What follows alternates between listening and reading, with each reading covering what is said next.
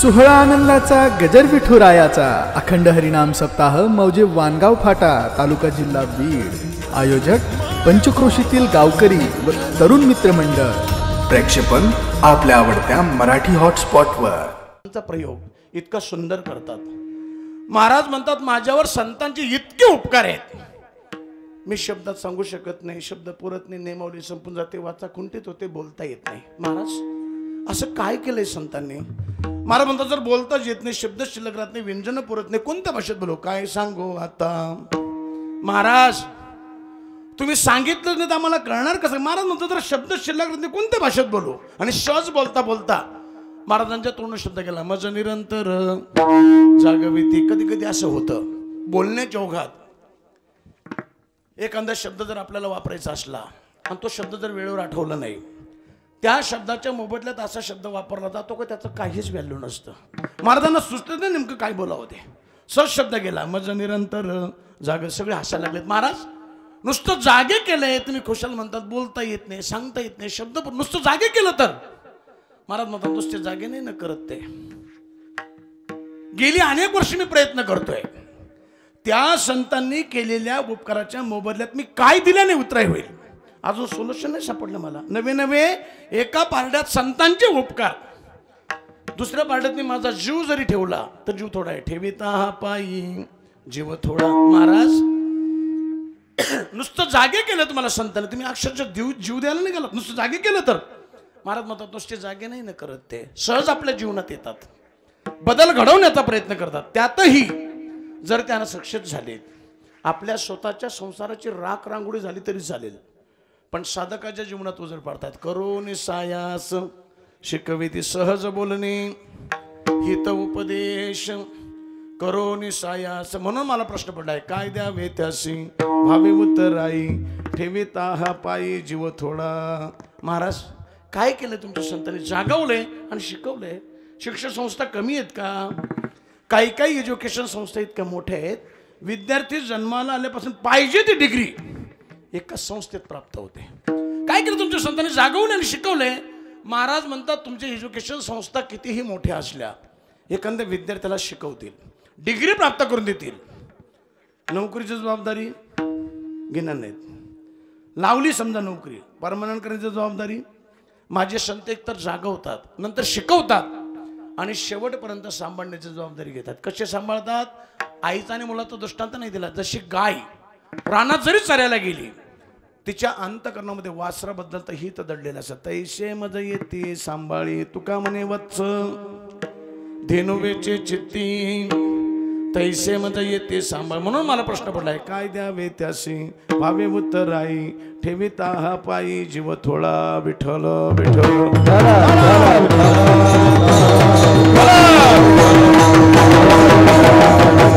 अभंगाचा सरळ सरळ अर्थ तुम्हाला सगळ्यांच्या पुढे मांडलाय।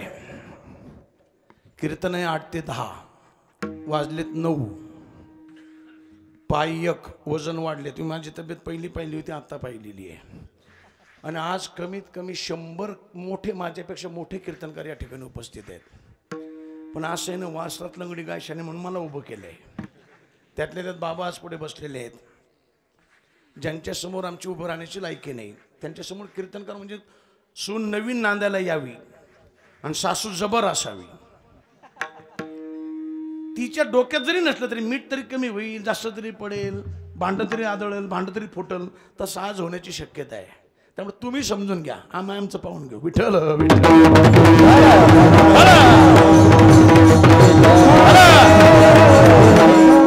तर इतर ठिकाणी कीर्तन करणं वेगळं, आणि या ठिकाणी आज तसा उपांत्य दिवस आहे। आज मागणीपर प्रकरणातला अभंग पाहिजे होता, मी आज मुद्दामून संतपर प्रकरणातला अभंग घेतला।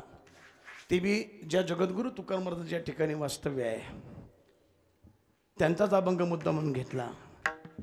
त्याचं कारण असं आहे, खरं तर असं वैभव पाहिलं की ज्या ज्ञानोबा तुकोबारांनी वारकरी संप्रदायाची स्थापना केली त्यांना सुद्धा हर्ष वाटेल असा सुंदर परमार्थ या ठिकाणी घडतोय।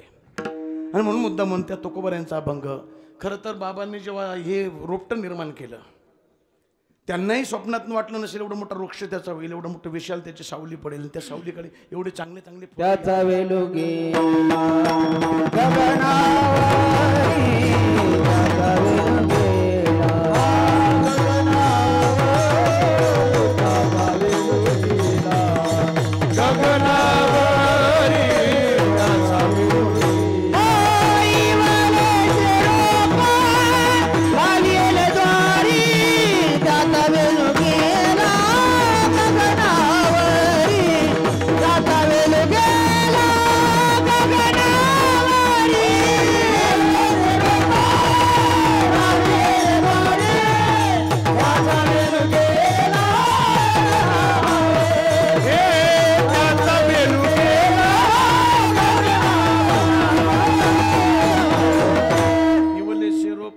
निश्चितपणाने त्यांना हर्ष वाटत असेल आत्ताही. आणि मुद्दा म्हणून आज संत प्रकरणातला अभंग निवडून दाखवला. काय असतं, आज उद्या बाबांची पुण्यतिथी आहे, 5वी पुण्यतिथी. वर्ष श्राद्ध वेगळं, पुण्यस्मरण वेगळं, पुण्यतिथी वेगळ्या. पुण्यतिथी कोणाची करावी यालाही महत्त्व आहे. एखादी व्यक्ती, त्याला गणित आहे, एखादी व्यक्ती गेली, 16 संस्कार असतात. येताना 16, जाताना संस्कार, म्हणजे जे जाईपर्यंत जे आहे ते 16 संस्कार आहेत. लग्नाचे पुन्हा 16 संस्कार आहेत, मरणाचे पुन्हा 16 संस्कार आहेत. मनुष्य जन्माला आल्यापासून मरेपर्यंत 16 संस्कार आणि मेल्यानंतर पुन्हा 16 संस्कार. एखादी व्यक्ती गेली, पहिल्या दिवशी 1 पिंड, दुसऱ्या दिवशी 2 पिंड, तिथे असे 10 दिवस 10 पिंड समर्पित केले जातात. 10व्या दिवशी पुन्हा 10 पिंड समर्पित, त्याला उलट्या अंगठ्याने तिलांजली दिली जाते. 11वा हा महाराष्ट्र राज्यामध्ये काही समाजात, काही जिल्ह्यांमध्ये 11व्याला 10व्यापेक्षा जास्त महत्त्व दिलेलं आहे, दशक्रिया विधीपेक्षा.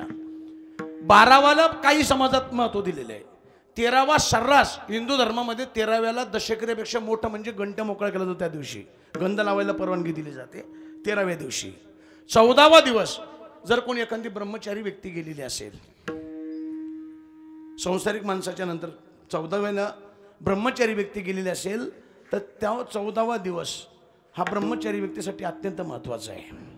15वा दिवस हा शिमोल्लंघनासाठी आहे, म्हणजे त्या घरातल्या लोकांना ज्यांना दुःख झालेलं आहे त्या लोकांना दुसऱ्या गावाला जाण्यासाठी परवानगी 15व्या दिवशी दिली जाते. आणि 16वा दिवस हा संन्यासासाठी महत्त्वाचा आहे. तुम्हाला कोण कोण म्हणतो तुम्हाला संन्यासाचं लग्न होत नाही? लग्नाच्या सोहळ्यापेक्षा मोठा सोहळा संन्यासाच्या अंत्यविधीचा होतो.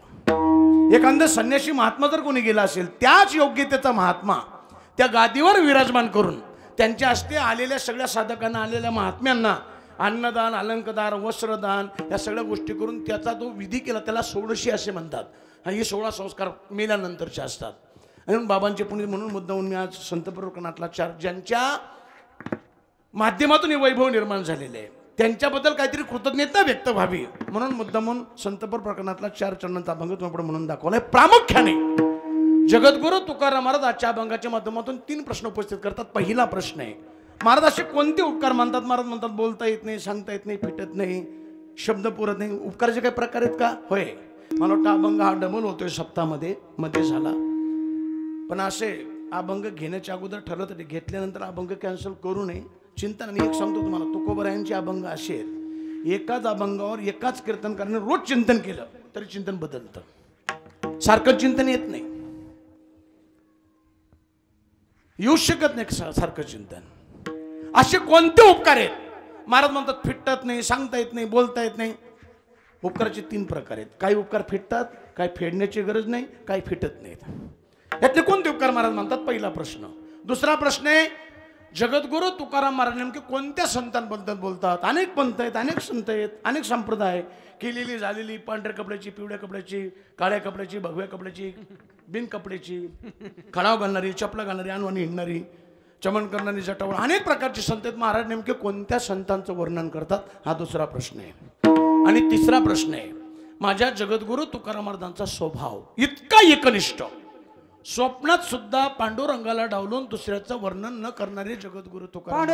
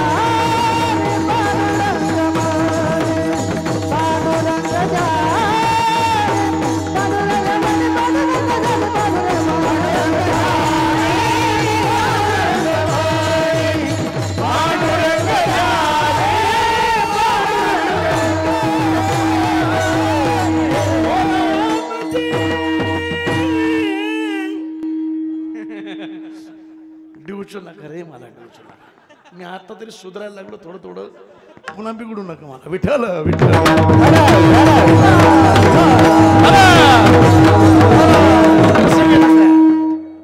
पांडुरंग ध्यानी मनात सुद्धा देवाला डावलून दुसऱ्याचा विचार न करणारे जे आणि निष्ठ म्हटले का संतांच्याकडे पाहिले जातं. त्यातल्या त्यात ज्ञानोबा आणि तुकोबा जणू काय निष्ठेचं पुतळे.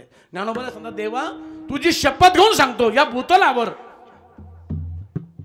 तुझ्या व्यतिरिक्त मला दुसरं काहीच आवडत नाही. तुझ्या अन वाही नगा देवराया, बहु आवडशी जीवापासून या कानड्या. ज्ञानोबरायांची निष्ठा. तुकोबर आहे. उदाहरण देऊ का तुम्हाला? राज्यकर्ता एखादा कार्यकर्ता एखाद्या पक्षाचं काम पाहत असेल, आजोबा त्याच पक्षात, वडील त्याच पक्षात, यांना देखील बरीच पद्धत त्या पक्षात मिळाली. पण अचानक काही तांत्रिक प्रॉब्लेम झाला, पक्षाला अडचणी आल्यात. पक्षाने याचं तिकीट कापलं, दुसऱ्याला दिलं. हा गडी लगेच रुसला, दुसऱ्या पक्षात घुसला. लोक सहज चर्चा करतात, काय कमी केलं होतं पक्षाने याला, आता पण एवढी पद्धत दिली. एकदा तिकीट नाही दिलं म्हणलं की दुसऱ्या पक्षात जायचं काही कारण होतं का? तसं आज जगद्गुरु तुकाराम महाराजांच्या जीवनात शंका घेण्याचं कारण की महाराजांच्या घराण्याची परंपरा आहे. माझ्या वडिलांची मीरा शिगा देवा तुझे चरण सेवा. मी एवढे कट्टर असणारे जगद्गुरु तुकाराम महाराज आज अचानक देवाला डावलून संतांना का बसतात? काय नेमकं का महाराजांच्या बाबतीत सांगू? महाराज सांगतात, जशी एखादी पतिव्रता स्त्री, त्या पतिव्रते स्त्रीने परपुरुषाकडे नुसतं नजर भरून पाहिलं जरी तरी तिचं पातिव्रता नसतं. आमची तशी अवस्था. आम्हा नारायण तैशापरी, आम्हा नारायण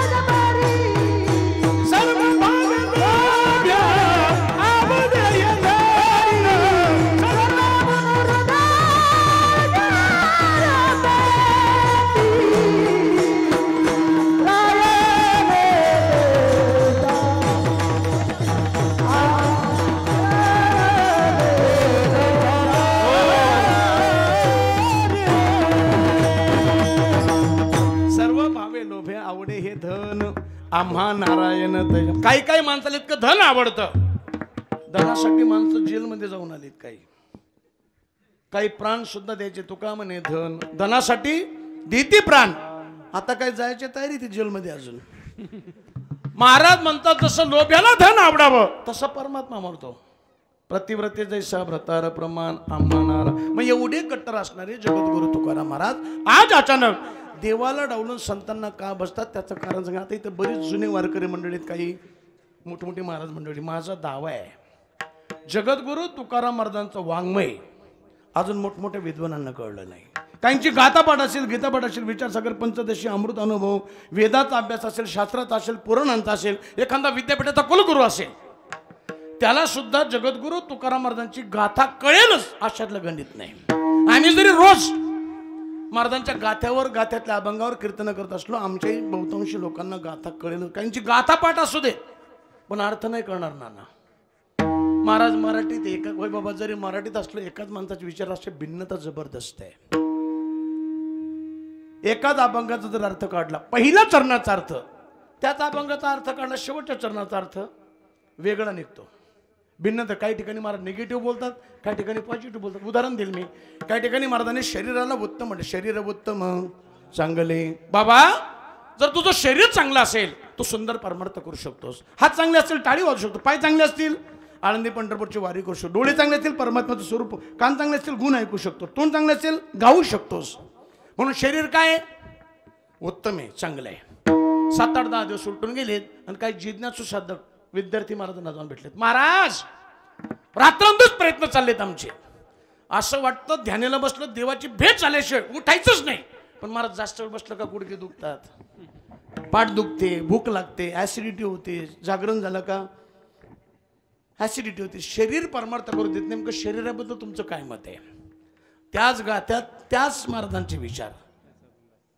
महाराज म्हणतात शरीर रोगाचे भांडार, शरीर दुर्गंधीचे थार, नाही अपवित्र किंवा मदत हा देणा शिवंत, मलमूत्रांत वरी चर्म घातले रे, कर्म रब रब दुर्गंधी रे, अमंगळ तीत स्मरेत्य हरिहरा, शरण जाई गोविंदा, पर्यदे मदालसा, सोहम जो जो रे बा. इकडे म्हणतात शरीर उत्तम आहे, इकडे म्हणतात शरीर रोगाचं भांडार आहे. दुसरं उदाहरण दिलं काही ठिकाणी महाराजांनी संसारिक माणसाला धन्य, धन्य ते संसारी दयावंत जे.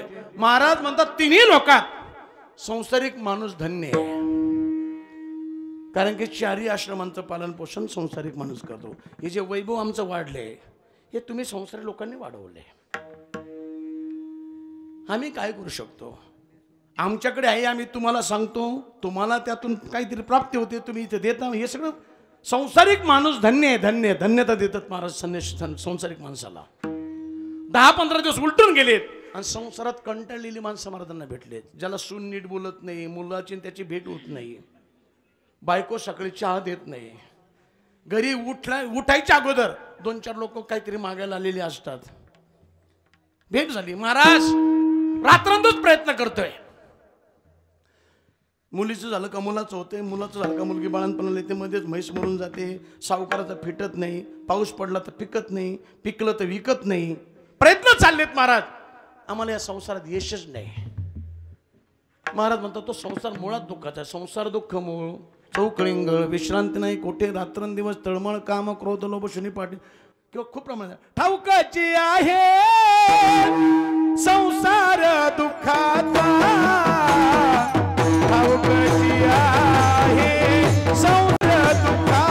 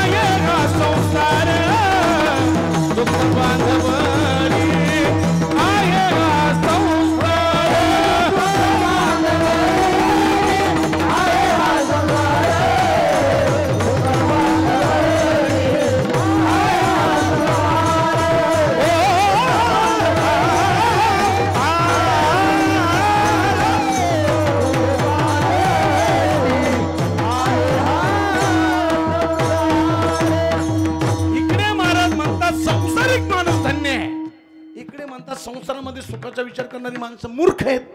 काय अर्थ कळलं तुम्ही? म्हणून बऱ्याच वेळा बऱ्याच ठिकाणी आम्ही मंडळी सुद्धा प्रसंग आणून बोलण्याचा मानस आम्हा लोकांचा असतो, पण कधी कधी अनावधानाने अभंगाची प्रसंगाची गाठच होत नाही.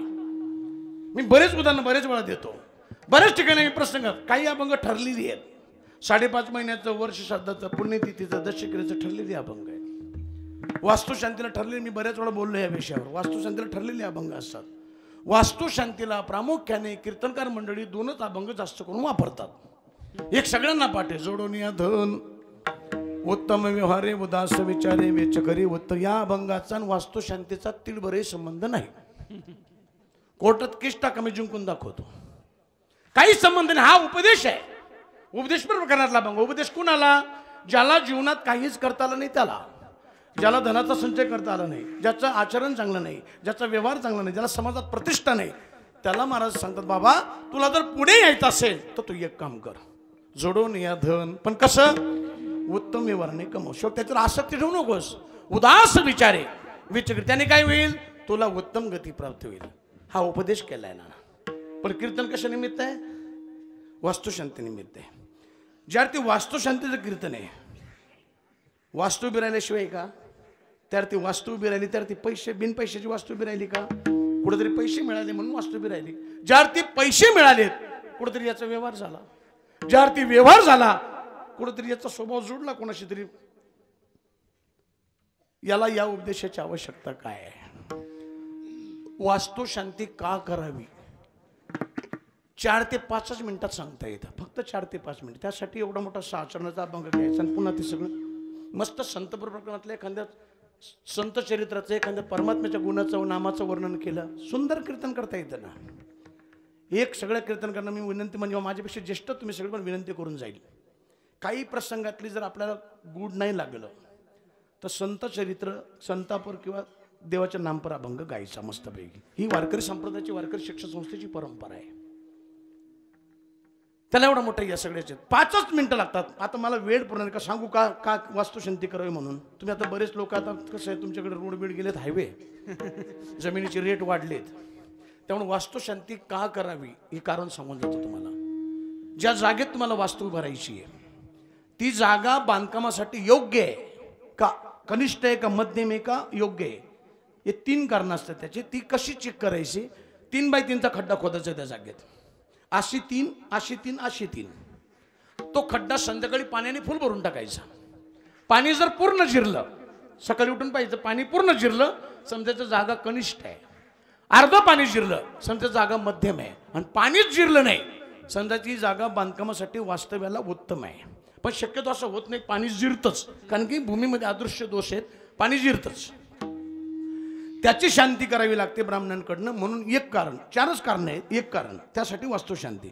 दुसरं एक कारण असे, वास्तुशांती का करावी, वास्तू नावाचा पुरुष, वास्तू नावाचा एक राक्षस उन्मत्त झाला. भक्तांनी, शॉर्टकट सांगतो तुम्हाला मुद्दा म्हणून, भक्तांना त्रास द्यायला लागला. भक्तांची तक्रार परमात्म्याकडे गेली. परमात्म्याने सुदर्शन सोडलं, ते देवाला शरण गेलं. देवा मी तुझ्या घेण्यात नाही, देण्यात नाही, बाण शेजारी नाही, तुझ्या मतदारसंघात मी नाही, तुझ्या विरोधात फॉर्म टाकलं नाही, तुझ्या विरोधात प्रचार केला नाही, तरी अरे माझ्या भक्तांना आजपासून तुझ्या काही भक्ताला त्रास दिला नाही, मला जीवदान दे. देवाने सुदर्शन मागे घेतलं. 4-5 दिवस उलटून गेलं. ते पुन्हा देवाला शरण गेलं. देवा मला एअर कंडिशन रूम मध्ये बसायची सवय, एअर कंडिशन गाडीत फिरायची सवय, घरघर फिरणाऱ्या खुर्चीवर बसायची सवय, सगळी पदं अचानक काढून घेतली. देवा मी रस्त्यावर आलोय, एखादी तरी कॅबिन कुठेतरी बसायला मला. देवाने सांगितलं एक काम कर, आजपासून जो कोणी नवीन वास्तू उभारेल आणि त्या वास्तूमध्ये तो तुझी पूजा घातल्याविना, तुला नैवेद्य दाखविना जर वास्तव्याला गेला, तू त्याला खुशाल पीडा कर, मी काहीच हरकत घेणार नाही. म्हणून ब्राह्मण मंडळी तो कणकेचा एक म्हणजे पुरुष तयार करतात आणि त्याला आग्नेय कोपऱ्यात त्याचं नैवेद्य दाखवून त्याला दफन करतात. 2 कारण. तिसरं कारण, बांधकाम करताना त्या बांधकामामध्ये आपण आणि बरं का बिल्डर येत पाठीमागे, त्यांच्या लक्षात येईल, पाठीमागे एक धातू आपण वापरतो. मग स्टील वेगळं, सिमेंट वेगळं, वाळू वेगळी, विटा वेगळ्या, विटाची माती असते, अनेक मजूर त्यात काम करतात, तो एक दोष असतो, तो काढण्यासाठी. असे 3 कारणं झालीत. आता शेवटचं कारण सांगतो, 4थं.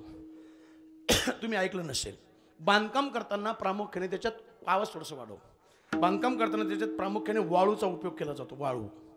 वाळू तुम्ही सगळ्यांनी पाहिली असेल. वाळूमध्ये बारीक बारीक बारीक पांढरे पांढरे पांढरे कंस तुम्ही लोकांनी पाहिले असतील. ते पांढरे कंस काही गारांचे असतात, काही पांढरे कंस हात लावला तर चुरा होतो त्याचा, ते गारांचे नसून हाडांचा चुरा असतो तो. महाराज वाळूत हाडं कशी गेले, आतापर्यंत आपले जेवढे पूर्वज गेले या सगळ्यांची अस्थी आपण कुठं विसर्जन करतो, नदीमध्ये. वाळू कुठून निघते, नदीतून निघते. ते हाडं त्या पाण्यात पडून पडून पडून काही कालांतराने, काही वर्षांनी, शेकडो वर्षांनी जीर्ण होतात. ते वाळूत आदळआपट करून करून ते विखुरले जातात.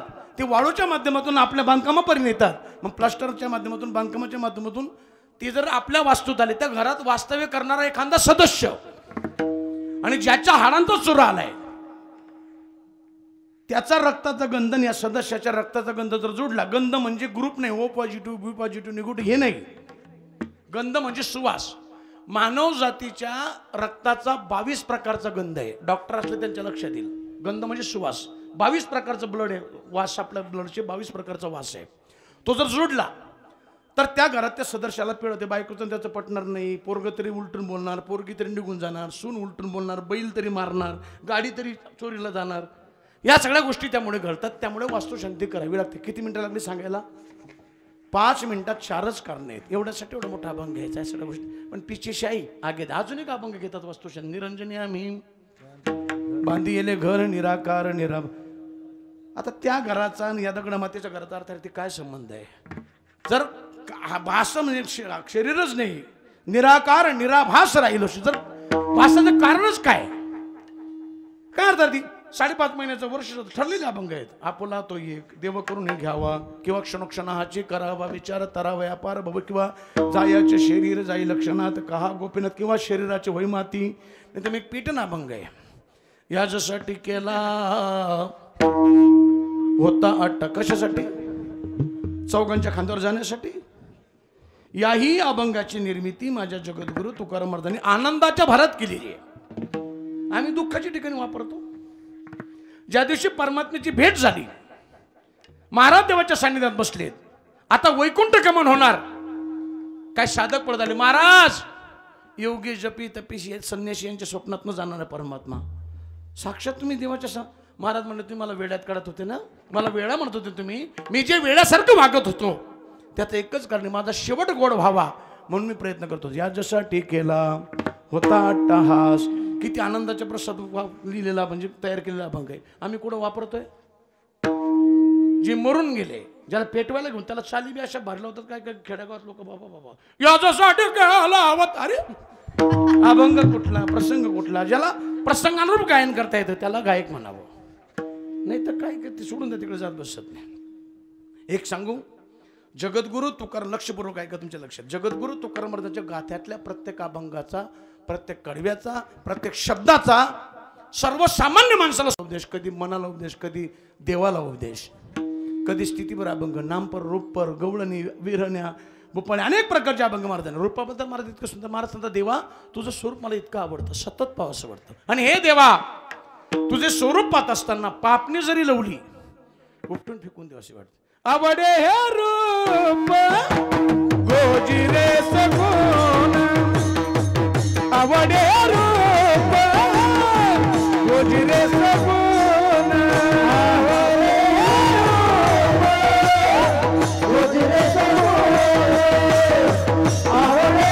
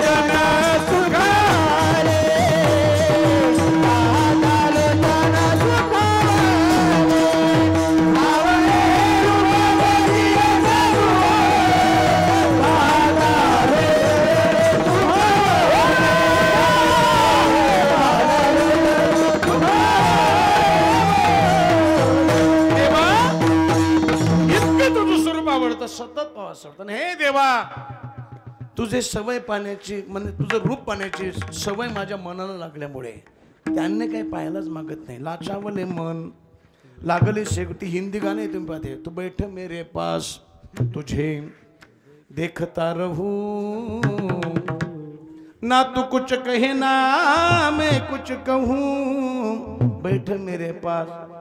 हे देवा हा बैठ मेरे पास तुझे देखता रहूं. सतत पास वाटतं. लाचावलंय मन, लाचावलंय रूपाबद्दल. काही ठिकाणी नामाचं वर्णन आहे. काही माणसाच्या नावात अशी ताकद असेल, नुसतं नाव सांगत तरी काम होते. नाम घेता कापेयम. काही संतांच्या नावात ताकद आहे, काही गुंडाच्या नावात ताकद आहे, काही आमदाराच्या नावात ताकद आहे, काही अधिकाऱ्याच्या नावात ताकद आहे. काही अधिकाऱ्यांना असं बदली करून आला, गुन्हेगारांना असा चळकाप सुटतो. काही महाराजांच्या नावात ताकद आहे. आज मी पाहतो मी काही महाराज असे, ती म्हणलं का नको रे बाबा, कोण जाईल पुढं. काही मठाधिपती आहेत, त्यांच्या खांद्यावर बसले तरी ते काही बोलणार नाहीत. काही मठाधिपती त्यांना असं वाटतं आम्ही म्हणजे काय तिच्या ब्रह्मदेवाचे बाप आहेत का, काही कळत नाही मला. एक मठाधिपतीचं नाव सांगत नाही. आता महाराष्ट्रात असं एखादा तालुका राहिला असं का माझं कीर्तन झालं नसेल महाराष्ट्रात. बाबा केस नाही एवढे कीर्तनं केली मी. त्यांचे माझे कीर्तनं वर्षाकाठी कमीत कमी 25 पत्रिकेत एकत्र असतात. मी सहज दर्शनाला गेलो, स्थान महात्मे म्हणून गेलो, नाव नाही सांगत, गेलो दर्शनाला. आहेत का बाबा म्हणले आहेत. गेलो त्यांच्या दालनात. ओळखतात ना महाराष्ट्रातले सगळे. बरं महाराष्ट्रात एका बरोबर एकटाच आहे मी नमुना. त्यामुळे नाहीच काही नाव तर कमीत कमी एवढं तर लक्षात राहता येईल. त्यांनी अशी घुमवली फिरकी. कुठे असता तुम्ही? मी आळंदीला असतो. वारकरी शिक्षण संस्थेत शिकलात का? हो. कोणत्या वर्षाला होतात? कोणत्या साली होतात? अख्खा बायोडाटा काढला. कीर्तन करताय? अरे संस्थेत शिकलोय मी. कीर्तन करताय म्हणजे काय? नाही पण मी तुमचं नाव अजून ऐकलं नाही कधी. म्हणून वर्षाच्या किती पत्रिका दाखव तुम्हाला. असं वाटलं तर उठून अशा कानफडीत वाजवावी याच्या. तुम्हाला एकट्यानं नाव सांगेल नंतर. विठ्ठल विठ्ठल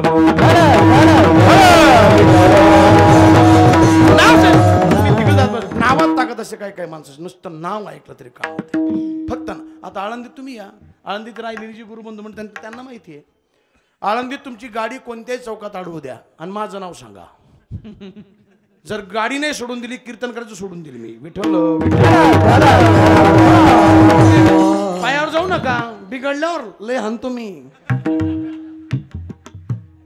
लय हाणली आतापर्यंत. आता कमी केलंय हाणायचं. आता माझाच गुडघा दुखायला लागलं तर कोणाला मारता.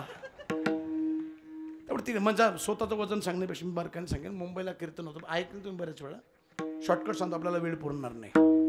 दगडी चाळीत माझं कीर्तन झालं अरुंगवळींच्या तिथे. त्यांना कीर्तन आवडलं, त्यांनी माझा सत्कार केला. पहिले तर मम्मीने कीर्तन ऐकलं होतं. मम्मी म्हणजे आशाताई गवळी. आशा नाव नाही त्यांचा, आशय आहे. मुसलमान आहेत त्या. हिंदू नवरा केल्यामुळे नाव बदललं. असा एकच भाग्यवान गडी त्याने त्या काळात मुसलमानाची बायको केली. ना अलीकडच्या काळात त्यांची पोरं आपल्या पोरी पटवतात. आपल्या पोरांची हिंमत नाही होत. आपले पोरं आपल्याच गुंबडा करतात. आणि माझा दावा, हिंमत असेल तर तिकडे करून दाखवा. बाबा मी माफी मागून बोलतो तुमचे. मी खूप लहान आहे पण तरी मी वास्तव्य सांगेल तुम्हाला. माझे 2 लग्न झालेत. मी 3रीच्या संपर्कात आहे आता. आणि इमानदारी सांगतो, हाय शपथ भेटलीच, फक्त आपली नको पाहिजे. मला मुसलमानाची एक करायची. पण वय वाढत चाललं आता. ते एक पिक्चर मी त्या टीव्हीला पाहिला होता, कौन है प्यारे. त्याच्यातली हिरोईन नाही का ती आमिषा पटेल. त्याला ईमेल पाठवलं मी. ती रिप्लाय देईना मला. तिचा रिप्लाय आला तर 3रं करणार. भले माझं नाव खराब होऊ द्या, कीर्तन नका होऊ द्या, मला काही फरक पडत नाही. ते म्हणतात ना आम्ही अल्पसंख्याने, आमच्यावर अन्याय होतो. वा आमचे सोय रे, देऊ तुम्हाला 50-50. अरे काय चाललंय मला काय करायचं. सरकारने तर अशी लाच टाकून दिलेली सध्या. इतकं निर्लज्ज सरकार. कोणी असले पुढे तर निरोप द्या माझा. आतापर्यंत पाहिलं नव्हतं आणि पुढे निर्माण होईल की नाही सांगता येत नाही. विठ्ठल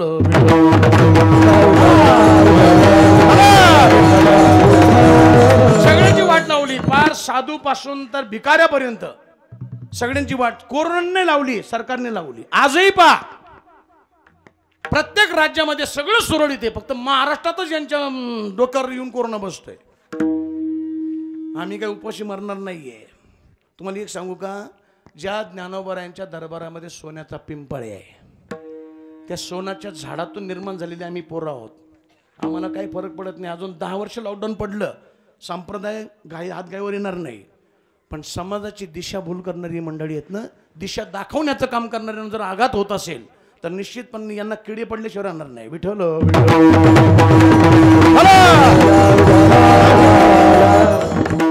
त्या आशाताई, मी तिकडून सांगतो, आशाताई कीर्तनाला होत्या, त्यांनी ते कीर्तन ऐकलं, आवडलं, त्यांनी त्यांच्याकडे ठेवलं. डॅडी उपस्थित होते, डॅडी म्हणजे अरुणगौडी उपस्थित होते, त्यांना कीर्तन आवडलं, त्यांनी सत्कार घेतले. म्हणजे महाराज बरीच दिवस तुमचं नाव ऐकून होतो, आज प्रत्यक्षात पाहिलं, डोळ्याची पारणं पेटली, काहीतरी देवाची शक्ती, दैवी गुण, काय जे वर्णन करून ते वर्णन त्यांनी माझं केलं. मी त्यांना फक्त थँक्यू म्हटलं, थँक्यू म्हटलं. त्यांनी पटकन खिशात हात घातला. मला वाटलं एवढ्या मोठ्या माणसाने खिशात हात घातला, एखादा कोट तर नक्की भेटतील, कीर्तन करायची गरजच नाही आता. माझी अपेक्षा भंगल्या, त्यांनी खिशात हात घातला, व्हिजिटिंग कार्ड काढलं. महाराज माझं पर्सनल कार्ड आहे, कधी काय प्रसंग आला बिंदास फोन करा. मी विचार केला, आमच्या वारकऱ्याला गुंडाच्या कार्डाची काय गरज आहे, आम्ही असं केलं का आमचं काम कुठे होतं, असं नाही जमलं, आम्हाला असं करता येते. पण विचार केला यांचं वातावरण आहे, कार्ड खिशात ठेवलं, जेवण बरोबर केलं, त्यांची गाडी रस्ता दाखवला, तिथून मी राईट मारला. मी स्वतः ड्रायव्हिंग करायचो पहिले बरेच दिवस. आणि इथं एवढं मोकळं का बोलतोय स्टेजवर, मला तुमच्या माहितीसाठी सांगतो, बीड जिल्ह्यातली माझी सुरुवात इथून झालेली आहे. माझं पहिलं कीर्तन जोगदन भाऊंनी इथं ठेवलं होतं. बीड जिल्ह्यात पहिल्यांदा आणलं मला जोगदन भाऊंनी. तेव्हा मी, मला वाटतं, मोटरसायकलवर कीर्तन करायचो. कधी कधी एस टीने यायचं, लक्झरीने यायचं, मग जोगदन भाऊंची तिथं यायचं, मग त्यांनी एखादी गाडी करून द्यायची, नाही तर माझी गाडी जर समजा आणली तर मग कागदे मामा बरोबर द्यायचे, आम्ही कीर्तनाला जायचो. मुंडे साहेब असायचे. एकदा माझी गाडी पंक्चर झाली, बाहेरगावांना माझं कीर्तन, तिकडून त्यांची गाडी आली, त्यांची माझी ओळख नव्हती, तरी त्यांनी रिवर्स गाडी आणली पाठीमागं मला पाहण्यासाठी. महाराज कुठले आहेत, काय आहे, तुमचा पाय कसा गेला, बरेच चौकशा केल्यात. तेव्हापासूनची ती परंपरा आहे. त्यामुळे तिकडे जात बस, ती स्वतः ड्रायव्हिंग करायचो मी. नेमकी विठ्ठल विठ्ठल सायनची तिथं माझी गाडी सायनला. आता वुडन ब्रिज झालेला सांग, तेव्हा वुडन ब्रिज नव्हता, असं मोकळं वातावरण. तिकडून गुजरातून येणाऱ्या गाड्या, सुरतून येणाऱ्या, म्हणजे नाशिकहून येणाऱ्या, पुण्यातून येणाऱ्या सगळ्या गाड्या एकत्र व्हायच्या आणि गोंधळ व्हायचा. तिथं 7-8-10 पोलीस होते उभे, काहीतरी इंटिमेशन असतं त्यांना, वरून काहीतरी चेक करत होते ते. माझी गाडी नेमकी त्या गर्दीत तिथं शिरली. एका पोलिसाने हात दिला, हो साईडला घ्या. साईडला गाडी ओढली. कुठली गाडी आहे? आळंदीची आहे. कोणाची आहे? माझी आहे. तुमचं नाव काय? नाव सांगलं. कुठे गेला होता? कीर्तनाला गेलो होतो साहेब. काय गाडीत? फेटा उपरणे. त्याने अशी बॅटरी मारली गाडीत. गाडीच्या काचा इतका वागवलं होत्या, आतलं काहीच दिसत नव्हतं. तुम्हाला माहित नाही का मुंबईला गॉगल काचा चालत नाही? साहेब म्हणलं कधीतरी खेड्यागावातली गाडी, खेड्यातली, मुंबईला कधीतरी येते, लायसन दाखवा. आता पाय मोडल्यापासून लायसन नाही. लायसन काय दाखवू? साहेब म्हणलं लायसनही घरी राहिलं. पेपर दाखव गाडीचे. पेपर पण नव्हते, गाड्या का नव्या होत्या का आमच्या. एवढ्या 10-15 वर्षात आमच्या लोकांना चांगले दिवस आले. नाही तर आमच्या गाड्या म्हणजे कीर्तन संपले की कार्यकर्त्यांनी धक्का मारून द्यायच्या. 10-15 वर्षापूर्वीची काय परिस्थिती होती? गाड्याच जुन्या असायच्या आमच्या सगळ्यांच्या. ढोक महाराजांच्या गाडीला मी स्वतः धक्का मारलेला आहे. वारकरी संप्रदायात पहिली गाडी 1994 साली आळंदीमध्ये डॉक्टर नामदेव शास्त्रींनी आणली. ती अभिनेत्री 1 वर्षा उजगावकर, तिची सेकंड गाडी शास्त्रीजींनी आणली. त्यांना चालवता येत नव्हती. सगळ्यात पहिला ड्रायव्हर मी. मला पाठीमागून उशी ठेवायला लागायची तेव्हा पाय पुरायचे, एवढा लहान होतो मी. तेव्हापासून पहिला मोबाईल त्यांनी तिथून आणला. आता 10-15 वर्षात तुम्ही लोकांनी पाकिटं आमची वाढवली म्हणून गाड्या आल्या. काय आमच्यात राजकारणी मंडळी घुसली, प्रवचन करायला लागले, कीर्तन कर, त्यामुळे आमची पाकिट तुमच्यामुळे वाढली खरी. म्हणजे विठ्ठल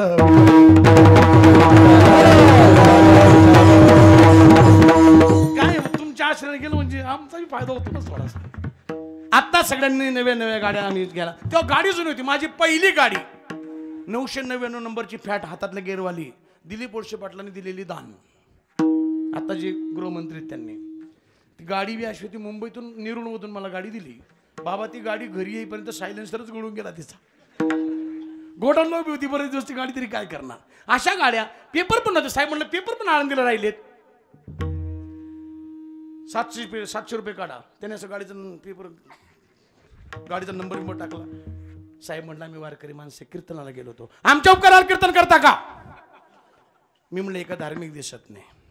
साहेब म्हणलं मला कायदा माहिती आहे. लायसन नाही 150 रुपये, गॉगल काताचे 100 रुपये, पेपर नाही 200 रुपये, 450 होतात, 500 घ्या, 700 कशाबद्दल? मी उलटून बोलल्याचा असा राग आला साहेबाला. साहेबांनी गाडीची चाबी काढली आणि दुसऱ्याच गाडी अडवायचं. आम्ही साहेब साहेब साहेब अर्धा तास साहेब आमच्याकडे पाहतच नव्हते. मी विचार केला म्हणलं साहेबाला खूप राग आला तर साहेब काय आपली गाडी सोडणार नाही. ते शेजारच्या पोराला म्हणलं कॉजा होता ना माझ्यावर, असं एक पाकिट मोठं भेटलं म्हणलं आपल्याला. गवळीच्या तिथलं पाकिट लय मोठं असतं महाराज. तेव्हा त्या काळात 51,000 तेव्हाच. आता जास्तच, मी 7-8 वर्ष जात नाही आता. त्याला म्हणलं 1,000 जाऊ दे, चाबी आण. ती पोरगं गेलं, साहेब महाराजांनी 1,000 रुपये दिले. ते म्हणजे तू ड्रायव्हर आहे का, ड्रायव्हरला पाठव. मी खाली का उतरत नव्हते, म्हणलं पहिलेच 3 गुन्हे, पाय पहिल्यावर सोडणारच नाहीये. पण आता चाबी नेऊन उतरावं लागलं ना खाली. अरे म्हणलं तुला तर पाय पण नाही. साहेब म्हटलं मी सिस्टीम केली. सिस्टीम काय नसतं म्हणलं, मी सिस्टीम केलेली आहे. साहेब साहेब इकडे या, साहेब इकडे या, साहेब इकडे या. 3-4 साहेब बोलवले. हे पहा म्हणे, एक त्याला लायसन नाही, पेपर नाही, गॉगल काचा, पाय नाही, रात्रीचा टाईम, मुंबईत गाडी फिरवते. ज्याला 2-3 स्टार होते ना ते साहेब म्हणे तुला लेट जर जाणार. एक तर म्हणले 15,000 रुपये फाईन, 6 महिन्याची सजा. मी म्हणत म्हणलं तुम्ही काय मला सजा करता. पण एक विचार केला, जर यांनी खटला टाकून दिला 10-15 हजारचं कीर्तन बुडवून तारखेला येण्यापेक्षा यांना 2-4 वाढून देऊ ना आपण. पुन्हा 500 दिले, पुन्हा थोड्या वेळाने 500 दिले, असे 4,500 रुपये द्यायला तयार झालो मी. घडलेली गोष्ट आहे बरं काही, मला दंतकथा सांगायला नाही आवडत. 4,500 रुपये 2.5 तासात द्यायला तयार झालो. पैसे घेत नव्हते. नंतर असे शब्द बोलायला लागलेत ते की ते शब्द मी तुम्हाला सांगू शकत नाही, तुम्ही कीर्तनात ऐकू शकत नाही. शेवटी मराठी माणूस मी, राग आला ना मला. म्हणलं विनंती करून ऐकत नाही, पैसे. मग कार्डाचा उपयोग कधी करत, कार्ड दिलं होतं मला तिथून. कार्ड काढलं, 2-4 बटणं दाबली. महाराज कोणाला फोन लावता, मी म्हणे यांना लावतो. काहीतरी पक्षी त्यांचा तो शिंबॉल पाहिला. महाराज महाराजची चाबी, महाराजांची गाडी जाऊ दे, जाऊ दे, महाराजांची गाडी जाऊ दे. 2.5 तास 4,500 रुपये देऊन जी गाडी पोलीस सोडित नव्हते, नुसतं गुंड्याचं कार्ड पाहिलं. लगेच पोलिसांना भीती वाटली, गाडी सोडून दिली. जर गुंड्याच्या नावात एवढी ताकद आहे, माझ्या परमात्म्याच्या नावात कमी ताकद असेल. उदाहरण देईल मी. रावणाला मारण्यासाठी वानर सेनेला समुद्राच्या पलीकडे कसं न्यावं याचा प्रश्न स्वतः प्रभू रामचंद्रांना पडला. हनुमंतांनी देवाचा चेहरा पाहिला. नल नील अंगद सुग्रीव जांबवंत सगळे एकत्रित केले. बैठक बसली. बैठकीत निर्णय झाला, आपला देव का दुबळा आहे का, आणा दगड. एका दगडावर रा, दुसऱ्या दगडावर मग, एका दगडावर रा, दुसऱ्या दगडावर मग. दगड टाकली, तरायची जुळायची, तरायची जुळायची. हे दृश्य देवाने पाहिलं आणि देवाने विचार केला, माझ्या नावाने दगड तरतात. हे जर मला अगोदर कळलं असतं, कशाला म्हणल्या माकडांची मदत घेतली असती मी. बीजेपीला तसंच वाटलं, आपल्याच नावाने दगड तरतात, मग कशाला यांची मदत घ्यायची. पुन्हा येईन, पुन्हा येईन. जे गेलं ओरडून ओरडून थकलं पण आलं नाही. मी कुठल्या पक्षाचा नाही बरं का, गैरसमज करून घेऊ नका. केंद्रात काम चांगलं चालू आहे. महाराष्ट्रीयन ती गाडीन काम बिगाडी झाले. पवार साहेब जे निर्णय घेतात यांना मान्य नाही, ते संजय राऊत चालूच असतं काहीतरी. मागे मागे पाऊस थांबेना, संजय राऊत गप्प बसेना. टीव्ही लावली का संजय राऊत बाहेर निघला का पाऊस. वैताग आला होता. पण बोलायचं कोणी, इमानदारी जातो. मी जर एकच दिवस मग पंतप्रधान झालो, एकच दिवस, ही सगळी खलास करून टाकल मी. डायरेक्ट बॉर्डरला पाठवून दिली यांना. विठ्ठल विठ्ठल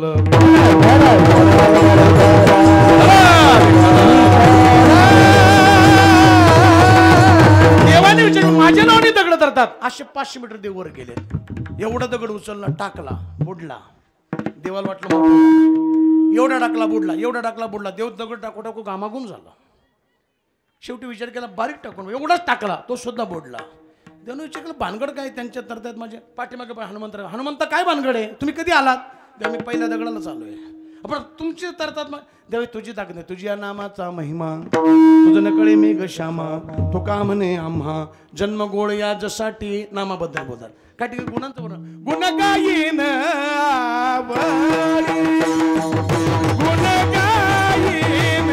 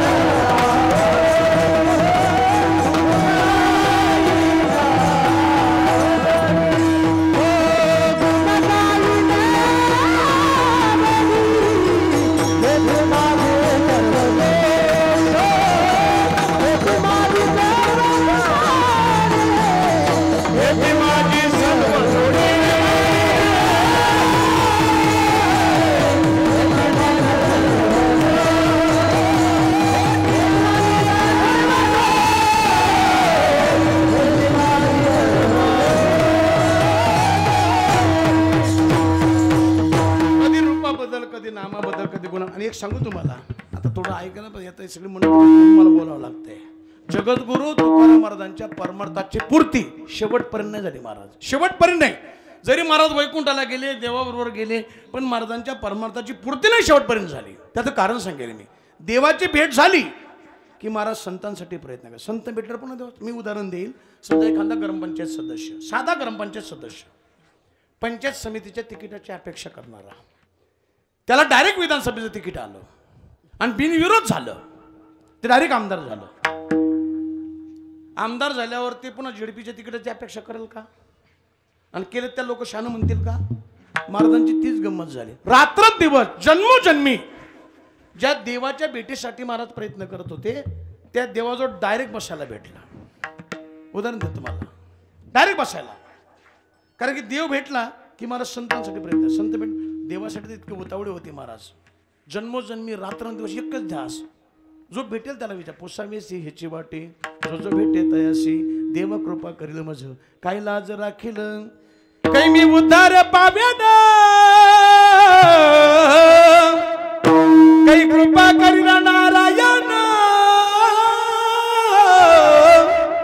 ऐसा तुम्ही सांगा संत जन, करा समाधान चित्ता, काही खंड येईल कर्म. शेवटी संतांना दयाली डायरेक्ट नेऊन बसवलं. जन्मोजन्मी ज्या देवाच्या भेटीसाठी महाराज प्रयत्न करत होते, फेस टू फेस भेट नाही झाली, नुसती फेस टू फेस बसायला भेट, मीटिंग झाली.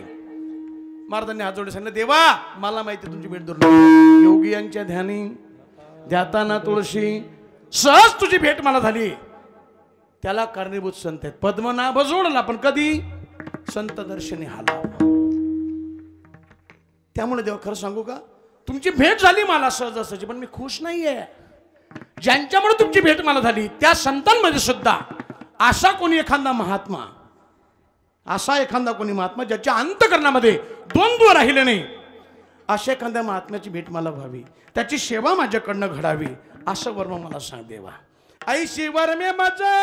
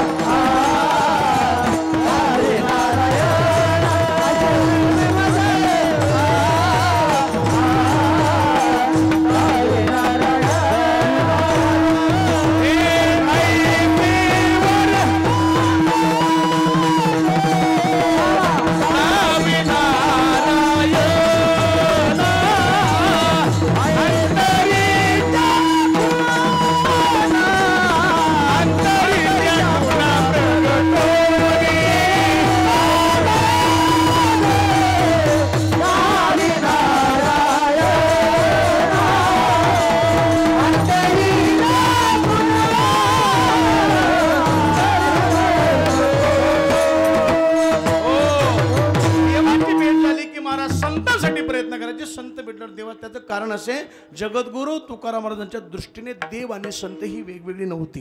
देवते संत निमित्त त्या प्रतिमा. देव आणि संत एकच असल्यामुळे जगद्गुरु तुकाराम महाराज देवाला डावलून संतांना बसतात, ते देव समजून बसतात. पहिल्या प्रश्नाचा उत्तर. आता दुसरा प्रश्न आहे, महाराज नेमके कोणत्या संतांबद्दल बोलतात? मी मगाशी सांगितलं, अनेक पंथ आहेत, अनेक संप्रदाय आहेत.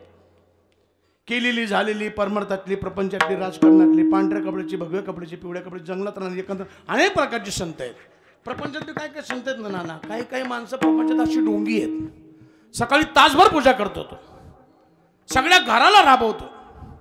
बायकोला म्हणतो फुलपात्र आण, सुनेला म्हणतो काडी बिटी आण, मुलीला म्हणतो अगरबत्ती आण, मुलाला म्हणतो तांब्या भरून आण, बारक्या सून म्हणतो पुसून काढ, मोठ्या सून म्हणतो रांगोळी काढ. हा नुसता देव उचलतो, पाण्यात बुडवतो आणि अर्धा किलो गण नासवतो.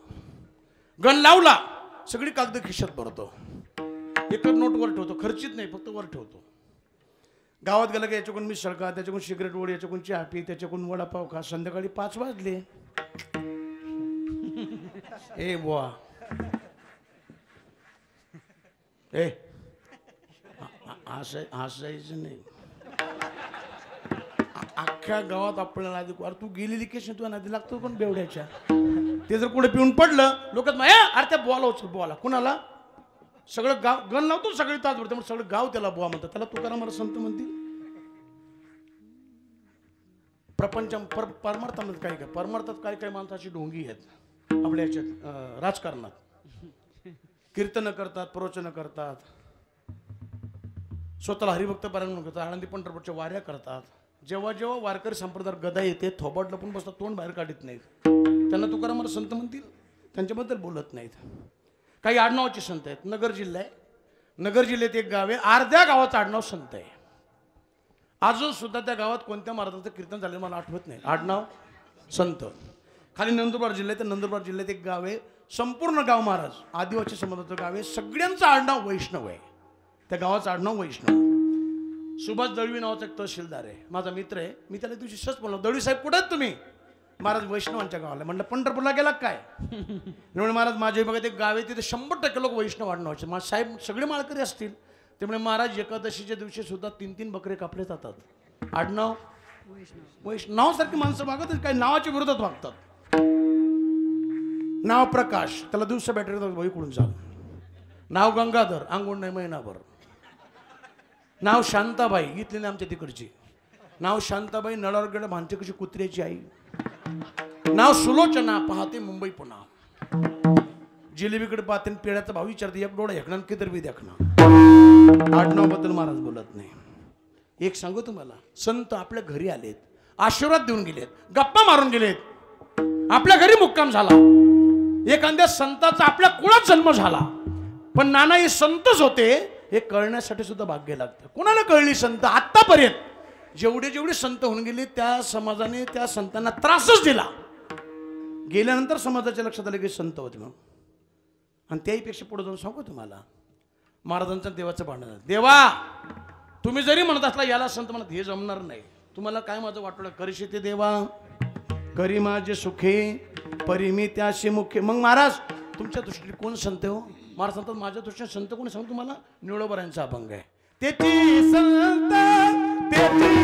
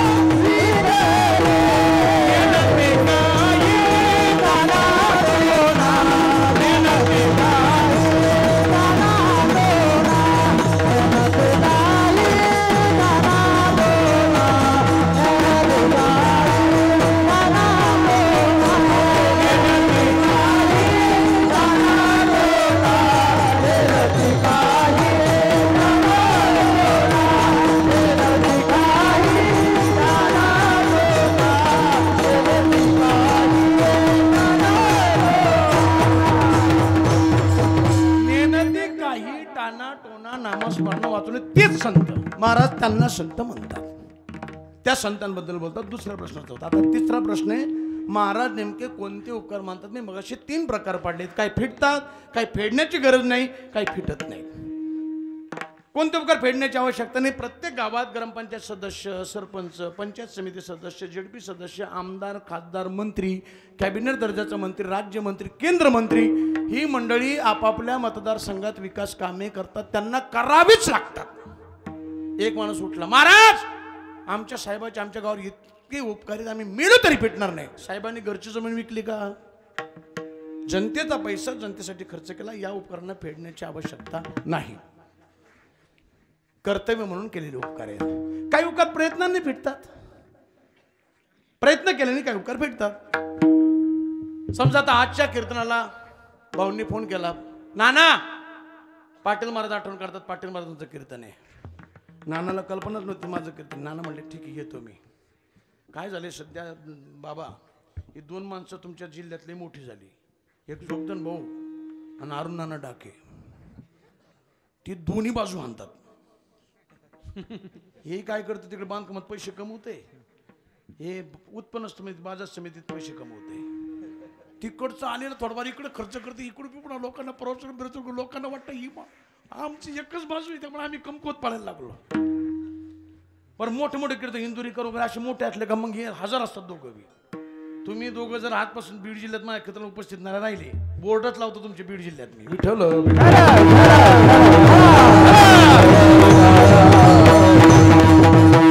20-25 वर्षाची मैत्री आहे आमची. फोन केल्याबरोबर लगेच झाले.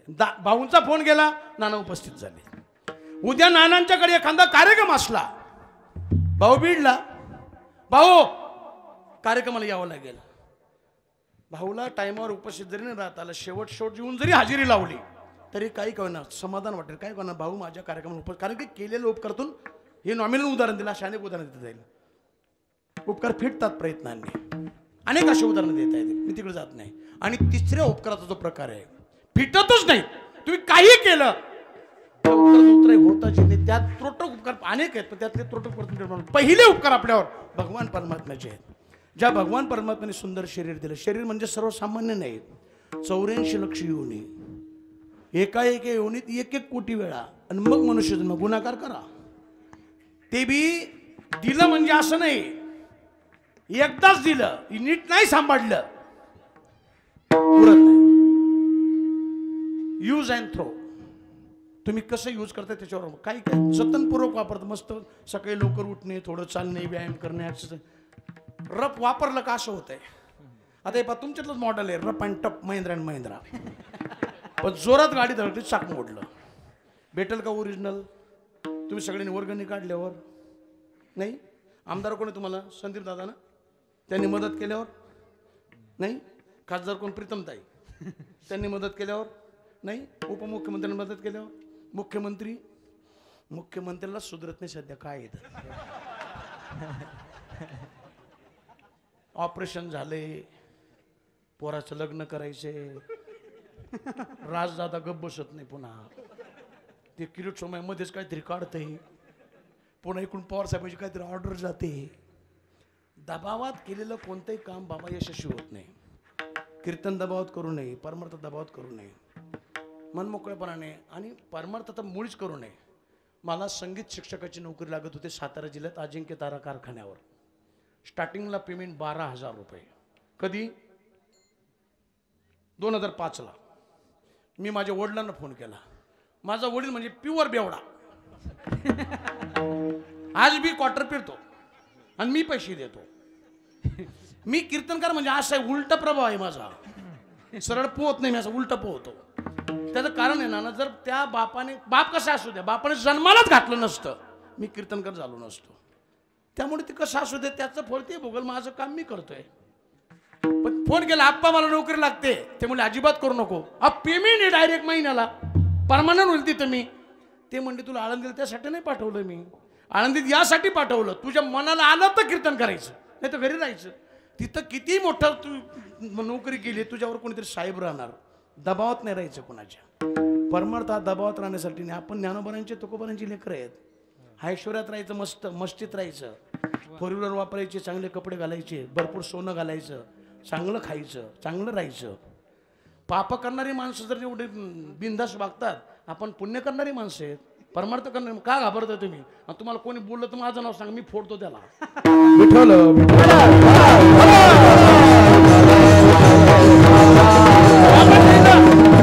करू नका अजिबात. नोकरी नाही करायची, दबावात नाही राहायचं. पण आलं मुख्यमंत्र्याचं मनात, टाकला निधी, भेटेल का ओरिजिनल? नाही. पंतप्रधान मदत केल्यावर, भाई और बहिणो, बेचारे महाराज 2 घंटा एक टाइम पे खड़े होके कथा करते हैं। हम आज ऐलान करते हैं सरकार की ओर से महाराज जी को एक टांग प्रदान करते हैं, मिलेगा? नहीं मिळणार। आदर्श टाकल्यावर 2G स्पेक्ट्रम, सिंचन, चारा, युरिया, कोळसा, घरकुल, महाराष्ट्र सदन, चिक्की, बिस्किट, उंदराचं औषध, 100 कोटी, अख्ख्या जगाची संपत्ती एकत्रित केली, भले सोन्याचं भेटेल ओरिजिनल, अशा अनमोल किमतीचे शरीर त्या परमात्मा विनामूल्य दिले, फिरतील त्याचे उपकार। जेने हा जीव दिला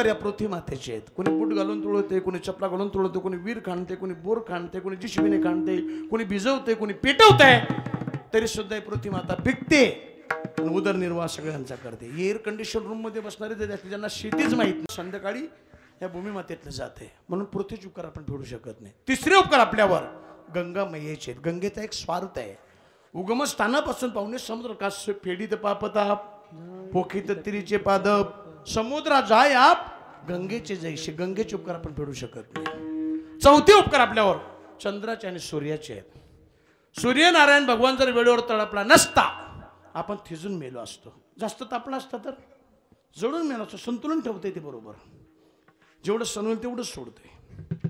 आणि चंद्राच्या शीतल अशा प्रकाशामध्ये आपण जन्माला आल्यापासून आज तागायत वावरत आलोय।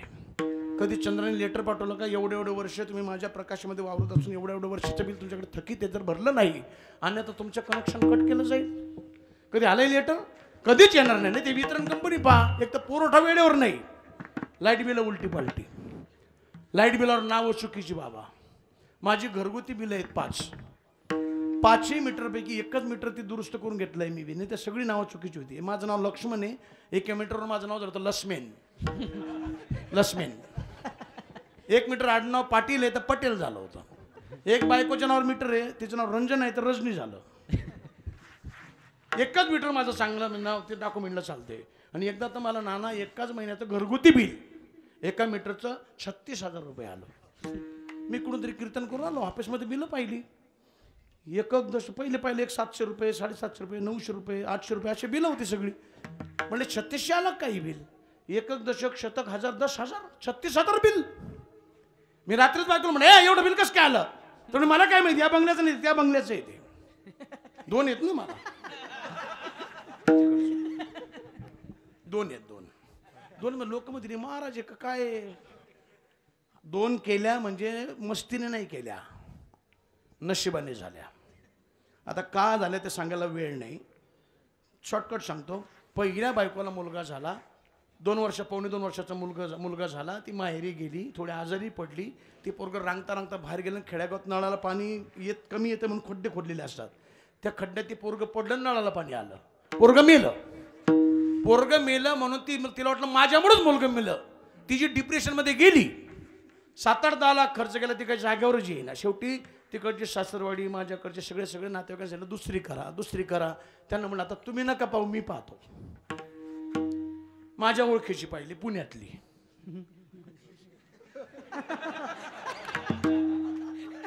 थोडी वरचढ पाहिजे मग जरा तुमच्या पक्षातली. सरपंच 15 वर्ष गावात, पिस्तोल तिच्याकडे, वाळूचा धंदा, आणि ती सगळ्यांना घाबरवायची. तिच्या गावातला एक वादवणारा पोर दत्त देवदत्त माहीत असतो मग ताजने. तो म्हणलं बाबा आमच्या सरपंचाला माळ घालता का? म्हटलं घालतो आण. तो म्हणलं बाबा सगळे घाबरतात तिला. म्हटलं आण. अशा सरपंचीला पाहिल्यात मी. जी माळ घातली, जी शिष्य केली तिला, 2-4 कीर्तन तिने ऐकली. बाबा माझी गाडी वापरा, अमकं करा. नंतर बाबा तुमच्याकडे किती पैसे आहेत? आयला म्हटले बाई लुटते काय मला. तर माझी परिस्थिती डाऊन होती बाबा. 70,000 रुपये होते माझ्याकडे. म्हटलं माझ्याकडे 40,000 रुपये आहेत बाई, द्या म्हणजे माझ्याकडे. ते 40,000 घेतले तिने एका लिलावात लावलेला वाळूच्या. त्याचे 2.5 लाख दिलेत मला. अरे म्हणजे शिष्य चांगली, शिष्यच केली मग.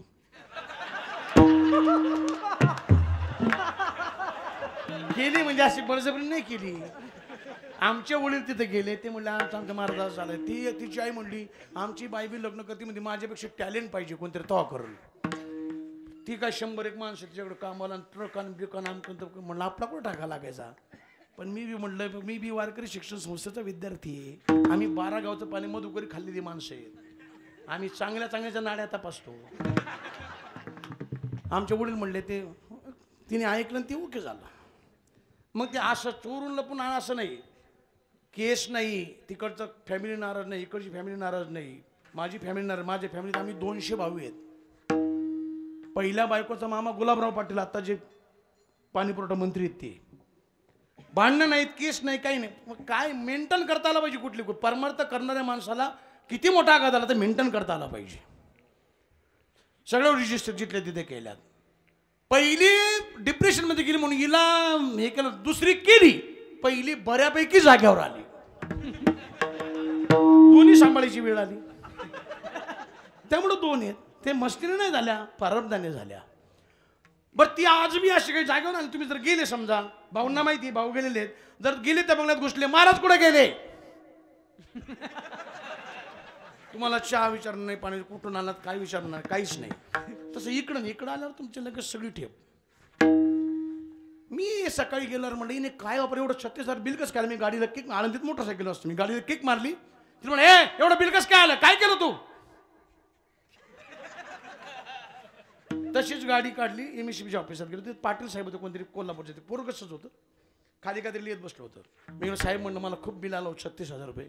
त्याने माझ्याकडे पाहिलंच नाही. तशी माझी दश येते थोडी, कुठल्या ऑफिसमध्ये गेलं का आवाज दे भाऊ, लगेच काम होतंय. ती म्हणले पहिले बिल भरा मग तक्रार फॉरवर्ड केली जाईल. म्हणलं काचा फोडल्यावर मारा तुम्ही आहेत का, थांबा मी वायरमॅन पाठवतो. तो वायरमॅन आला, त्याने पाहिलं तर ते मीटरवर जे नाव होतं, नाव माझं पण आकडे दुसऱ्याच्या मीटरची. माझ्या बंगल्याच्या पाठीमागे स्थानिक तापकराचं वर्कशॉप आहे. त्याने 6 महिने त्या लेथ मशीनचं ते त्याचं वर्कशॉप होतं, त्याचं बिलच नाही भरलं. त्याचं 36,000 मला आणि माझं 950 त्याला. ते भरून मोकळं झालं. नंतर मी साहेबाला 500 दिले, वकिलाला 500 दिले, अफिडेविट करून दिले, तेव्हा ते बिल दुरुस्त झालं. तसं चंद्राचं चुकून बिल आलं का तुम्हाला कधी? भरा नाही तर कनेक्शन कट होईल. चुकून वाढीव बिल आलं का, नाव चुकवलं का, कधीच नाही. तुमचा सगळा बायोडाटा तयार आहे. तुम्ही काय करताय, किती वाजता उठताय, किती देवपूजा करताय, किती कीर्तन ऐकली, हे सगळं तंतोतंत आहे. क्षणाचाही विलंब होणार नाही, क्षणाचाही बदल होणार नाही. शीतल असा प्रकाश आपल्याला पुरवते. म्हणून चंद्राचे सूर्याचे उपकार. आपल्याला वेळ नाही, वेळ आपली संपली नाही. पण लास्ट सांगतो, लास्ट माझ्या अभ्यासाप्रमाणे आई बापाच्या उपकारातून उतरा झालेला मुलगा अजून जन्माला यायचा आहे. तुन महाराज, पुंडलिक महाराज, श्रवण, त्यांनी फक्त प्रयत्न केले, ते प्रयत्नातून यशस्वी पुरेपूर होत राहील. होताच येत नाही. पण कुणाला? ज्याच्या घरात आई नाही बाप नाही त्याला. ज्याचे गेले त्याला विचारा. काय कामाला भेटत महाराज, आमचं मात्र लई बडबड करतं, न्या त्याला आळंदीला न्या, कसं आकाशातून पडल्या. आणि म्हणून अधोगती आहे. मी निश्चित सांगतो ना, पहिले एवढा विकास नव्हता झाला, एवढे सुशिक्षित लोक नव्हती, एवढा पैसा नव्हता. पण तरी काही लोक अर्धपोटी उपाशी झोपायचे, पण पडल्या झोपी जायचे. आता एवढा विकास, एवढा पैसा, एवढी टेक्नॉलॉजी, गोळ्या घेऊन सुद्धा लोकांना झोपेत नाही. त्याचं एकच कारण, ज्येष्ठांचा अवमान वाढलाय. आणि सगळे बोलतायत, कीर्तनकार बोलतात, डॉक्टर बोलतात, पुढारी बोलतात, शिक्षक बोलतात, वकील बोलतात. म्हणून काय बाबाचे हाल थांबले, उलट वाढलेत. आणि बोलणाऱ्यांची ते अशी गंमत, जे बोलतात ते जास्त हाल करतात. दशक्रिया असली का तुमचे लोक ठरलेले असतात. स्वामी तिन्ही जगाचा, आई विना बेकारी. मंडळी, आपण आपल्या अंगाची कातडी काढावी, माता पित्यांच्या पायाला पादत्राणे बनवावेत. तरी आपण त्यांच्या उपकारातून उतर येऊ शकत नाही. कातडी त्यांनीच दिलेली आहे. घरी जाऊन जर पाहिलं त्याचे आईबाप गोठ्यात आणि हा बंगल्यात, कशाने सार्थक होईल? आमचे कीर्तनकार, मी माफी बघून बोलतो, वस्तुस्थिती आहे. अर्धे कीर्तनकार, सप्ताह म्हटलं का 8 दिवसातून 4 कीर्तनकार आईचं गाणं म्हणतात. म्हणायला हरकत नाही, भावनिक आहे, इथं भिडते, लोकांना श्रद्धेने ऐकायला भेटतं, लोक संस्कार चांगले होतात. पण कमीत कमी आपलं आचरण तर साचलं पाहिजे म्हणणाऱ्याचं. मी 2-3 कीर्तनकार ठोकली आपली आईला त्रास देत होते म्हणून, जे गातात तेच ठोकली. आपलं काय माहितीये का, जीवन आहे ना तुमचं पाण्यासारखं, तुम्ही काही वागा, समाज ऍक्सेप्ट करतो. रुपये म्हणजे छुपरस्तमचे धंदे करू नका. वागायचं एक दाखवायचं हे नाही करायचं. काय असेल ते ओपन दाखवायचं. माझ्या जीवनात तुम्ही मला एखादा मुद्दा लपवलेला दाखवा, मी त्या दिवशी कीर्तन बंद करून देईल. काय असेल ते सरळ. मी सांगितलं तुम्हाला मग अशी, बाप दारू पितोय, पैसे मी पुरवतोय. काही महाराज आई बापाची सेवा कर, आई बाप तसे असले पाहिजे. अरे त्याचं कर्तव्य त्याला करू दे ना, तू तुझं कर्तव्य करणं. भावनिक आहे ना, गाणे म्हटले पाहिजे, या सगळ्या गोष्टी आहेत. आई बद्दल तर बाबा बाबा इतके गाणे निघालेत, इथं भेटतात सगळे. अंतकरण ओलं होतं. आणि ती आईचं अंतकरण तसंच आहे. आई जीवनातलं कल्पवृक्ष आहे आपल्या जीवनातला. आई म्हणजे काय नाही तर उद्या आई माझी सगळ्यांना पाठ आहे, पण शब्द इथे भेदा. मायेचा सागर दिला तिने जीवना आकार, मायेचा सागर जीवनाधार. आई माझी मायेचा सागर, वर्णन आहे बा. आई वडील माझे थोर, काय सांगू त्यांचे उपकार. जीवनाच्या वाटेवरती किती असतो त्यांचा आधार. आई माझी एक वर्णन पा वर्णन. लहानपणी होतो आपण शाळेतून येऊ मधल्या सुट्टीला, आपल्या शेतात गेलेली असावी, आपल्याला भूक लागलेली असावी, तो प्रसंग आठवा आजही. तडपत्या उन्हात रख रख त्या रानात, राहिलीस माझ्यासाठी तू ग कष्टाच्या घामात. कधी मिळेल मुठभर घास, कधी घडे तिला उपवास. ओल्या मातीतून चालताना तुळविले काट्याचे फास. आई माझी मायेचा सागर दिला तिने जीवन आकार. नदीची चांदणी तू ग चंद्राचे कोर, तुझी शीतल छाया मला हवी जीवनभर. तुझ्या शीतल छायेमध्ये उभं आयुष्य जगेन.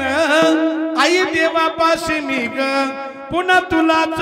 असे कितीतरी गाणी आईबद्दल बोलत. आई फिटणार नाहीत उपकार, आई तुझे थोर उपकार वगैरे वगैरे खूप गाणी गाता येतील. पण एक सांगू तुम्हाला बाबा, माझा आरोप आहे, जेवढे वक्ते बोलणारे आहेत ते आईचाच जास्त उदो करतात, बापाबद्दल फारसं बोललं जातं. बाप काहीच नाही का आपल्या जीवनामध्ये, बापाची भूमिका काही नाही.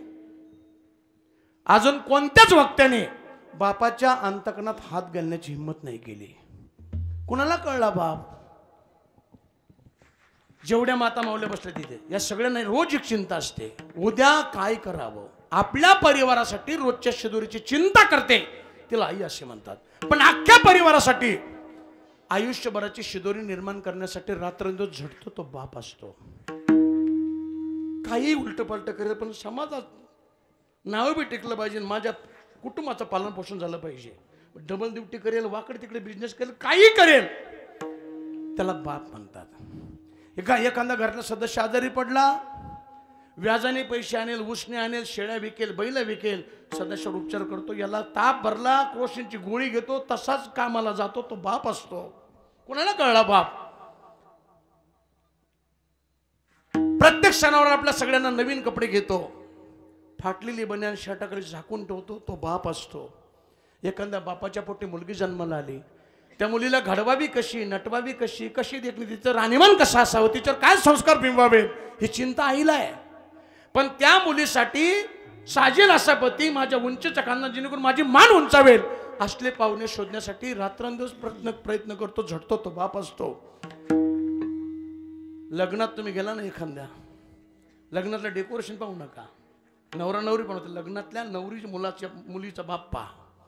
खर्च त्याचाच असतो, पण सगळ्यांपुढे हजर उभा राहतो. लहान पोरग जरी गेलं तरी लवतं त्याच्या पुढे.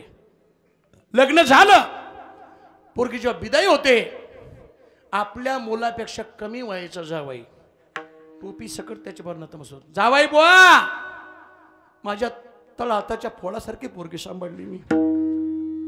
आल्लणे लहान आहे ती अजून, काय चुकलं पोटात घाला, जीव लावा पोरीला. दसा दसा बाप रडतो.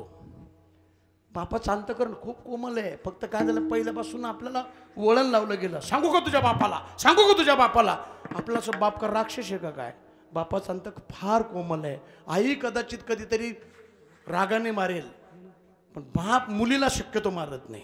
मुलाला एखाद्यामध्ये एक दोन ठोका मार, बापाचं अंत का जाऊ दे, मी तिकडे जात बसत नाही, मला वेळ नाही. पण एवढं आईबापाची माया आपल्यावर आहे. आईबापची उपकार तर फेडूच शकत नाही आपण. पण नाना आईबाप एका ठिकाणी कमी पडलेत, एका ठिकाणी आईबाप कमी पडलेत. मी सांगेल तुम्हाला बार काही ना. आता इथं अजून वयस्कर कोण आहे सगळ्यात?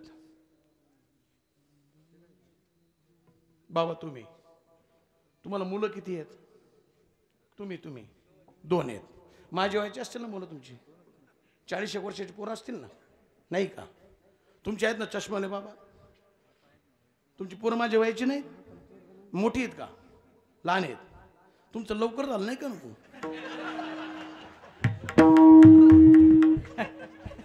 बरं जाऊ दे, माझ्यापेक्षा थोडी लहान असेल किंवा एखादा मोठा असेल. तुमची मुलं तुम्हाला आवडतात? जीव लावतात तुम्हाला? लावतात. तुम्ही आतापर्यंत जेवढी प्रॉपर्टी कमवली, कोणासाठी कमवली? मुलांसाठी कमवली, बरोबर. तुमची मुलं जेवढी तुम्हाला आवडतात तेवढं मी आवडतो का? आवडतो. भाऊ स्टॅम्प पेपर आणा, माझी पण वाटणी काढा. तुमची पोरं किती आहेत? 2. तिसरी वाटणी माझी. हा नक्की का? नाही म्हणते म्हातारा, आता नाही म्हणते. तुमची चूक नाही. ते आपली पोरं जेवढी आपल्याला आवडतात तेवढी शेजारच्याची आवडत नाही. आपलंच नाही, देवाचं गणित असं. देवाला सुद्धा जेवढे भक्त आवडतात, दुर्जन आवडत नाही. भक्ता राखे पायापाशी, दुर्जनांशी सवारी. जे खळांची व्यंकटेश सांडो, भक्तांचं पा. देव फक्त भक्तांना जोड करतो, संत तसे नाही. जो येईल त्याला सरळ करतात. जे खळांचे व्यंकटेश सांडो, तया सत्कर्मी रती वाळो, भूता परस्परे पडो, खट नट या शुद्ध होण्या. या रे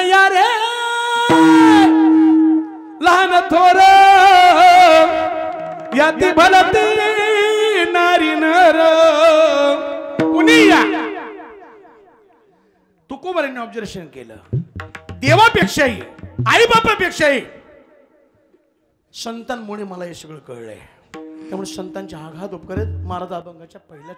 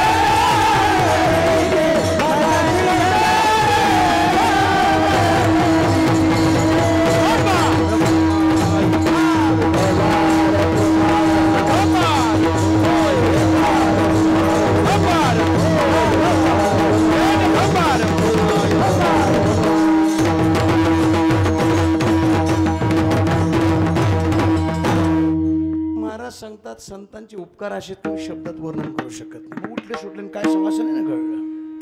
अगदी 2च मिनिटात तुम्हाला बरोबर अभंगात, कारण की अर्थ अगोदर सांगून टाकलाय अभंगाचा, फक्त चरणात नेऊन घालतो, डायरेक्ट नाही ना घाले. देवाची भेट झाली, महाराज देवाच्या सान्निध्यात बसले. काही बरोबरीचे समकालीन संत मंडळी साधक मंडळी पडत आली. महाराज एकत्र खेळलो वाढलो, एकत्र अभ्यास केला, तुमची योग्यता कशी काय एवढी वाढली, तुम्ही डायरेक्ट देवाच्या सान्निध्यात बसलात. महाराज म्हणाले माझी काय योग्यता आहे, माझं पामर आहे काय थोडं, पण संतांनी केलेलं प्रेम आहे बाबा. महाराज संतांना बसले देवाजवळ, होय बाबा, जरी मी बसलो असतो तरी संतांनी मला प्रतिनिधित्व दिलेलं आहे. महाराज असं काय केलं संत, काय केलं, लहानपणापासून मला बोटाला धरून परमार्थ शिकवण्याचं काम सांग. भागली या माझं, मी जर शिनलो थकलो अक्षरशः मला कडूर उठून घेतलं. भागली या माझं वाहतील कडीये त्यांच्या आणि जोडे सर्व चोग. इतकंच नाही, इतकं दिलंय संतांनी मला. या संतांचे हे देणे कल्पतर होणे दुने, कल्पतरूपेक्षा जास्त आहे. महाराज असं नेमकं केलं काय, महाराज म्हणतात वर्णनच करता येत नाही. मज निरंतर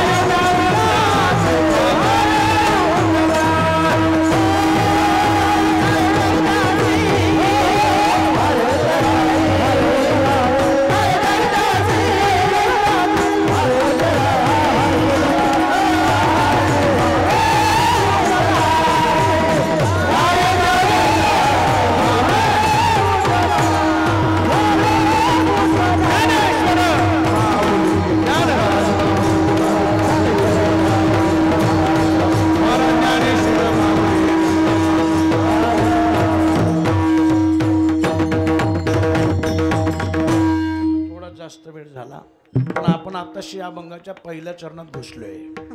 अजून 3 चरण पॅक आहेत. इकडे तिकडे फिरल्यावर चरणात कवा घुसता यायचं, आडरानाने कवा तरी रस्ता भेटला तर आलो चरणात, नाही तर चाललो पुढे. अजून कोणत्या गेटने कवा घुसायचं काय सांगता येत नाही. आपलं जो सापडलं वाट तिथून घुसायचं, ठरलेलं नसतं ना काय, जिथून वाट सापडलं तिथून घुसायचं. एक सांगेल तुम्हाला, खूप उपकार आहेत संतांचे आपल्यावर. महाराष्ट्रात तर महाराष्ट्र जनता खूप भाग्यवान आहे. हे सगळं वैभव या पोरांचं खेळायचं वय हो. यात कोण कथा करते, कोण गायन करते, कोण पखवाज वाजवते, कोण, आणि हे सगळं घडवण्याचं काम ज्यांनी केलंय, काय त्या वर्णन करू शकतो आपण, काय शब्द पूर्ण आहेत त्याची. मी तिकडे जात बसत नाही. तरी मी आज जास्त वेळ तुमचा म्हणजे खूप राजकारणावर बोललो नाही, जास्त धर्मावर रिमिक्स चाली जास्त म्हटलो, कारण की आज गाणारे चांगलं होते. तर रिमिक्स 350 हिंदी पाठ आहेत मला, मराठी वेगळे, अभंग एवढे नसतील, आहेत पाठ. त्याच्यात काय आता ही रिमिक्स होते. नारी नारी नारा, नारी नारी नारा, नारा ना नारा नारा नारा ना नारा ना नारा नारा नारा नारा ना नारा नारा नारा नारा नारा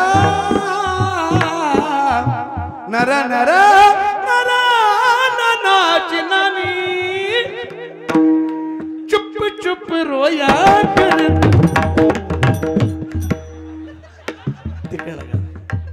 सब आता है लेकिन आज नहीं, आज बहुत बड़े बड़े आदमी आगे आज के दिल नाही.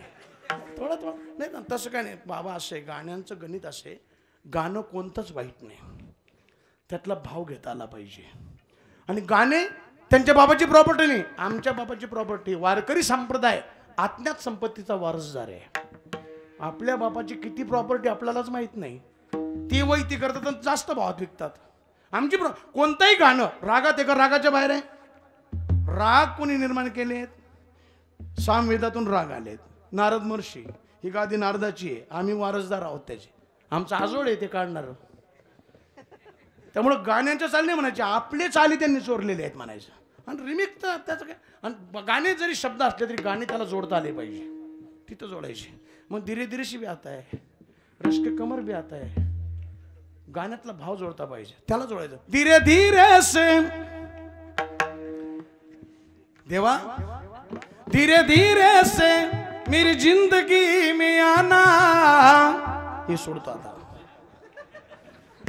धीरे धीरे से दिल को चुराना, हमको प्यार तुम्ही से कितना जाने जाना, तुमसे मिलकर तुमको है बताना. देवा, जब से तुझे देखा दिल को कहीं आराम नहीं, मेरे होठों पे एक तेरे सिवा कोई नाम नहीं, बन गया हूं मैं तेरा दीवाना. दीवाने नाही तर काय, आपण बायका घरदार सगळं सोडून रात्री बेरात्री प्रवास करून भजन करतो, दीवाने येत ना आपण.